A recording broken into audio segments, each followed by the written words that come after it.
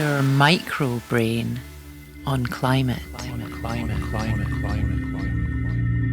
Right, hello and welcome to this micro episode of Your Brain on Climate, the show about human brains versus the climate crisis. I'm Dave.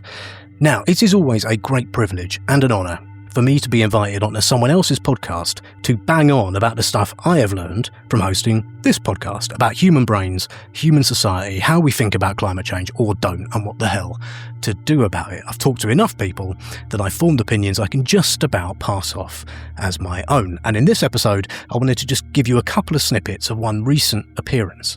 And that was on a podcast called Look Near First, hosted by my new friend, Joel Walker. Now, the name Joel Walker sounds familiar to long-term listeners. It's because a couple of months ago, Joel and I went for a walk around the woods, which was an episode of this podcast. I called it The Pilot Who Quit for the Climate. Joel was an airline pilot, but his intolerable climate anxiety meant he made the monumental decision to quit flying entirely because he just couldn't bear it anymore. I suppose I couldn't carry on doing it. I couldn't carry on doing it personally because of the impact it was having, and therefore physically, mentally, I just couldn't. I couldn't carry on. I couldn't sleep. I was, I was really starting to shrivel up, I think. You don't look shriveled now, may I say. You look unshriveled. Yes, I feel less shriveled. After that chat, Joel asked if I would appear on his show, Look Near First. That's also the name of his organisation that he's set up, which is about inspiring people to look closer to home for their holidays and all the things you get out of holiday, rather than thinking the only way you can do that is to sod off to the other side of the world. On his show, which I strongly recommend to you anyway, he interviews all sorts of people, like authors, campaigners, professors, that sort of thing, but all kind of under the broad banner of how to encourage people to fly less often. So Joel asked me all about psychology and culture, and why is it that despite everything we think we know about how bad climate is, like things are on fire everywhere, and how bad aviation is for that, why is it that people still fly so much? In particular, people who say they care about the planet or climate change. Like, what is going on there? And here are just a couple of bits from that conversation. So if you like what you're about to hear, I strongly recommend checking out the full episode over at Joel's feed at Look Near First. There's a link in the show notes to the episode with me, or just search Look Near First on your podcast medium of choice. So here I am. I think the question Joel had asked me here was something like, how come, despite, climate change and stuff, flying is still really, really popular?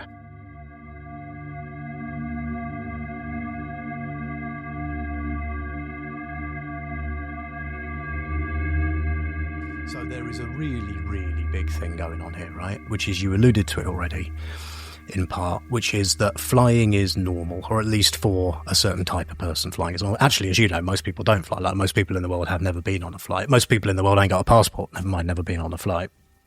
But still, it is in our society. You watch any football game, you watch the World Cup, you look at the, leaving aside how people got there, all the adverts everywhere. It's glamorous. It's exciting. You'll be on the tube in London and you'll see adverts for a beach in the Maldives with no one on it. And you will be encouraged to fly to the Maldives, and it's exciting and it offers glamour and it's an adventure and all of these things, and that is because in part, these things are glamorous and exciting. Like, I love what you're doing with your organisation, but let's not pretend it isn't nice to go and lie on a beach in the Maldives, because it is, right? Particularly if you live in, as I do, like London. Like, it is a nice thing, right? But then all of that stuff, we talked, I think about, I can't remember if I left this in the edit or not, but we talked about, how Mad Men, the TV program, sort of, shows you kind of how advertising works, and you're not selling the product, you're not encouraging people to fly, you're selling the feeling of flying, that feeling of freedom and glamour, and all of the stuff you'll know really, really well about, just kind of the sensory kind of excitement of it all, and how brilliant it is. So you've got that, and it's normal. Like, it's a normal small n normal. You're a weirdo if you choose not to fly. That's a weird thing to be. And I imagine that, I don't want to put words in your mouth, but a large part of that was what was keeping you for a while going, yeah, I think all of these things, but no one else around here seems to think it's weird. None of these other pilots seem to think it's a problem. So why don't I? They're like, humans are kind of, we are this really weird kind of hybrid species, right? With like this gestalt entity, which is like a little bit of us is just a chimpanzee or a cat, right? We just like, freeze off. We have these basic kind of stimulus responses that guide a lot of what we think quite a lot of the time. We've got this higher brain that we've evolved to be able to think and read and logic and reason and all of that. But we're also a social animal. We're a social creature. Like a large part of, we have evolved the way we've evolved to cooperate. Which is, and to fight people who don't want to cooperate with us. We are highly kind of tribal, positively and negatively, and everything that comes with that, right? And so we're hugely influenced, not just by like logic and reason from our brain, but also by some of those baser instincts about like, being more interested in stuff that's here now versus stuff tomorrow. But then also what people around us think, It, like, evolutionarily speaking, if you stick out from the people that you are surrounded by, that's a problem, right? They're less likely to look after you when you're sick and to defend you from tribes. There's a brilliant word, which is the word egregious, which I love, which I did a bit of looking into. And you describe something as egregious when it's kind of a really bad thing, But the origin of egregious is the Latin word, a bird to stand out of the flock. I forget literally what it is. Egrex is a bird that sort of stands out from the flock, and about how that was a problem. That was standing out from the flock would be a terribly bad thing to be. And so, norms, call them norms. What is normal matters hugely on us. So, like, to the sort of thing you're doing, I think it is really important to be a space where you, in a sort of not weird kind of way, and in a kind of almost an aspirational kind of way, can be helping people who might be thinking, yeah, maybe I want to fly less, but, my mates and my boyfriend don't think it's a problem, so I don't think it's a problem. To help them go, oh, hang on, maybe it is a bit more, maybe it is all right. Maybe it's not a weirdy thing to do. There's this thing, I did an episode about the concept of pluralistic ignorance, which I still cannot say, pluralistic ignorance, which is a brilliant thing that once you learn about it, you're like, there is so much of that going on. And that's the emperor's new clothes problem, right? Where you think a thing, you think that the emperor hasn't got any clothes on, and the bloke next to you thinks it, and the woman next to him thinks it as well. Everyone assumes, no one's saying anything, so everyone assumes they're the only people that can see it and are doing it, so no one says anything about it. And so thus the kind of collective silence sits in, and this collective illusion where everyone thinks they're the only person that thinks something. And a large part of that is like what we need to do on climate change is like, yeah, people do care about it, but it's still kind of seen as a weird thing to express, and talk about, and certainly to change your behaviour about.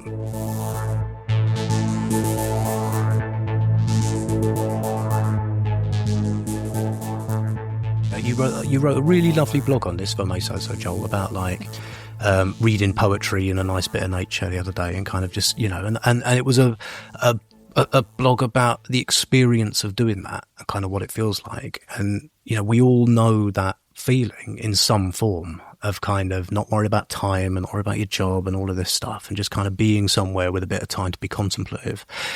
And so what you're saying to people is, you're not saying you should be like this.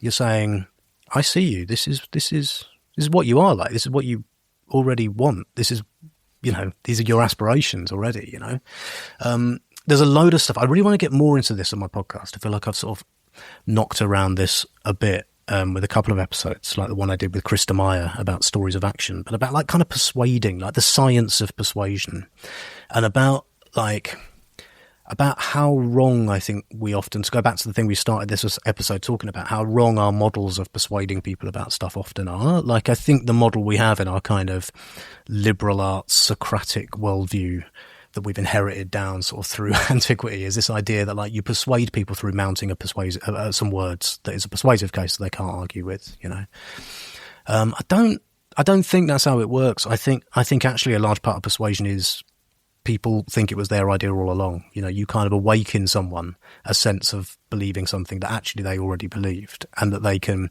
there's loads of stuff in the literature about how we are really, really good at telling ourselves we thought something all along when, yeah. To justify something new that we've done. If you want to, my episode with Sarah Stein-Lebrano, she focuses really heavily on, like, if you want to persuade someone, don't talk at them for ages.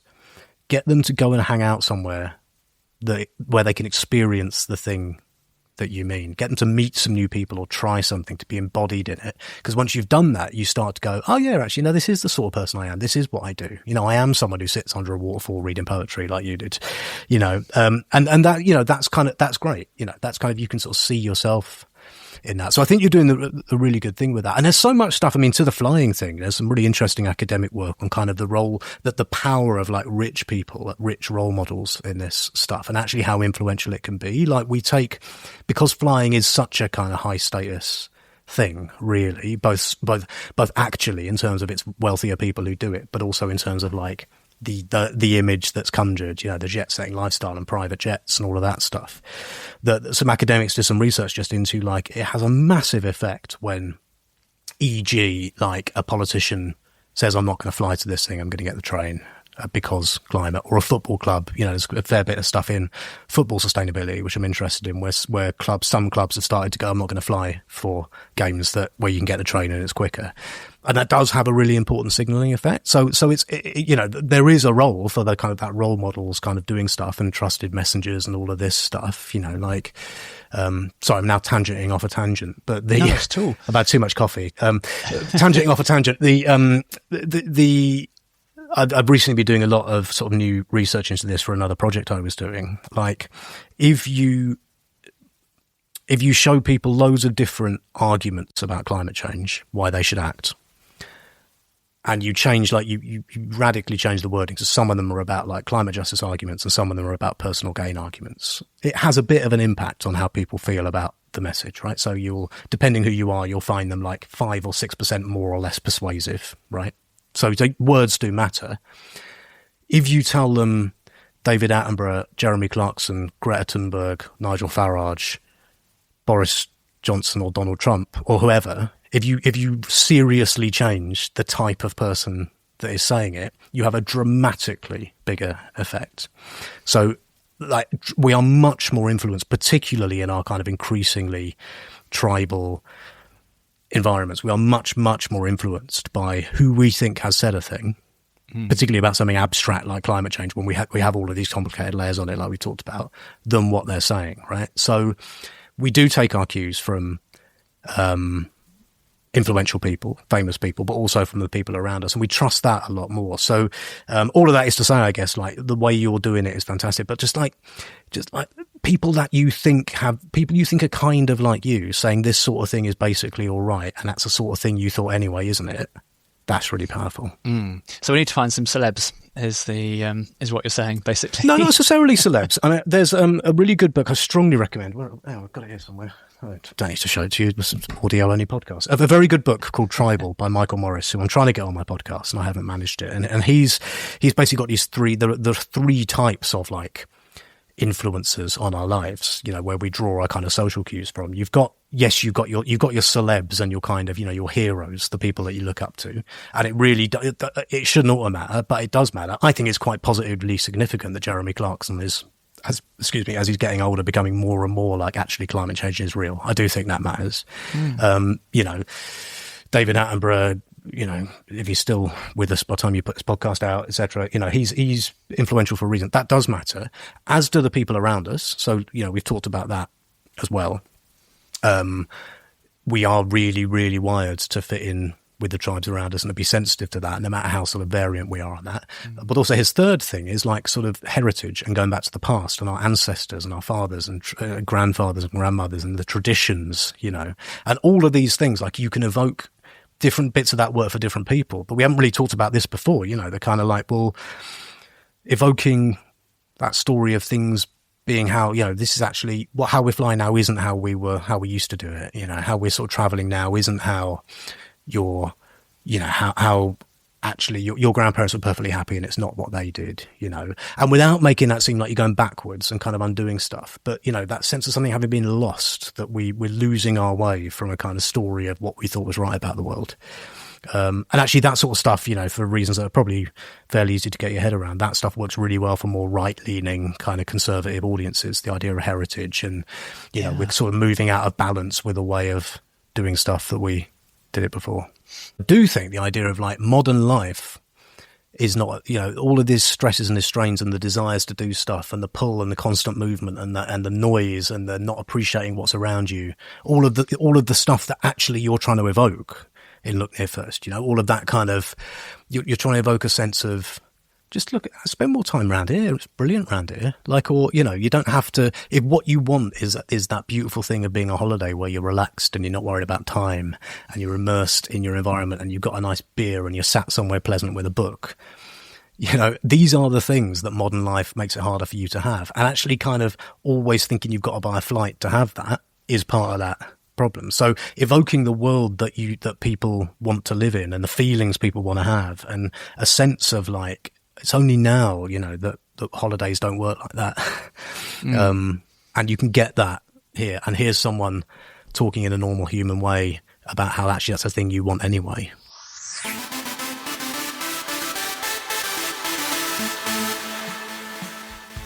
If you like that, check out the full episode of my chat with Joel on his splendid podcast, Look Near First. And thanks again to Joel for coming on here and for having me on his show. Please do give my show and Joel's show, but my show first, please, a rating or a review over at your podcast medium of choice if you haven't done that already. Thanks to those who do. It makes a huge difference. It really does. It helps propel this thing up the charts. It gets it noticed by algorithms and stuff like that. And you know, a huge thank you to everyone who does that, and a huge thank you in particular to those people who go that step further and chuck in a couple of quid a month over at patreon.com/yourbrainonclimate. Helps keep this show on the road. Keeping this show on the road makes me happy. Thank you also to everyone who's sent such kind comments about recent episodes, in particular my last episode with Becca Massey Chase about the war on net zero. Seems to have really hit a nerve with some people. I think it's a great chat. Becca is smart and engaging, and if you haven't checked that out yet, what are you waiting for? Go and listen to it now. It'll be next in the feed. Right? Good. I'll be back soon with a full-length episode, and until then, look after yourselves. Okay. Bye now. Okay, bye. No, you hang up this time. Okay, I'm hanging up. Bye.